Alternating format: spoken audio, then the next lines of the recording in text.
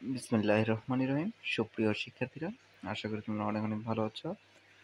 বাংলাদেশ কারিগরি শিক্ষা board Dhaka model test 2 তোমাদের রসায়ন বিভাগ থেকে তোমাদের কাজগুলো দেখাবো যে তোমাদের পরীক্ষাটি কেমন হবে বা তোমরা পরীক্ষাটি কীভাবে দেবে, কীভাবে তোমরা প্রস্তুতি নেবে।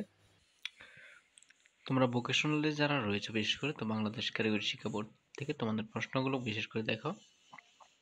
তোমাদের পরীক্ষা হবে 2 ঘন্টা এবং পরিমাণ হচ্ছে 30। তোমাদের কিছু ক্ষেত্রে 60 নম্বরের পরীক্ষা নিতে পারে, তবে তোমাদের একটা লক্ষ্য রাখবে যে তোমাদের কত নম্বরের পরীক্ষা হবে।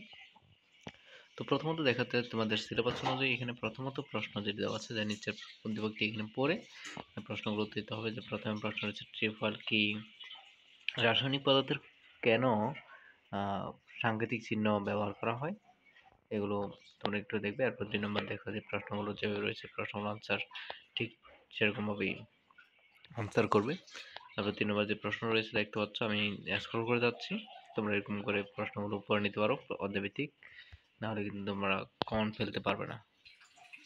তো 3 নম্বর, এরপর রয়েছে 4 নম্বর,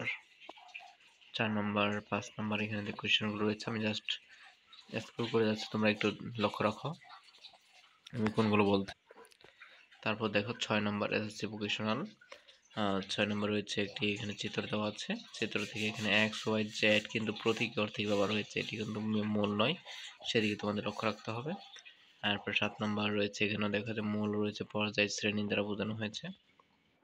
8 নম্বর রয়েছে এখানে ঠিক ওরকমভাবে বোঝানো হয়েছে।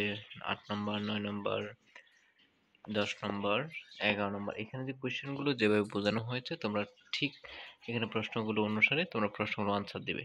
তো এখানে প্রিয় শিক্ষার্থীরা, এখানে যে আমি তোমাদের সবগুলো প্রশ্নের আনসার দিতে পারছি না, কারণ হচ্ছে এখানে তোমাদের প্রশ্নের আনসারগুলো দিতে গেলে অনেক কাজগুলো করতে হবে। তোমাদের অঙ্কের অনেক বিষয় রয়েছে, অনেকগুলো বোঝানোর বিষয় রয়েছে, সেগুলো ক্ষুদ্র সময় শেষ হয় না, সেজন্য আমি তোমাদের উত্তরগুলো দিচ্ছি না। তোমরা এরকম করে এখানে যে তোমাদের অধ্যায়ভিত্তিক যে প্রশ্নগুলো রয়েছে সেগুলো তোমরা বুঝে বুঝে ভালোভাবে যদি তোমরা একটু প্র্যাকটিস করো, আশা করি তোমরা কমন ফেলতে পারবে।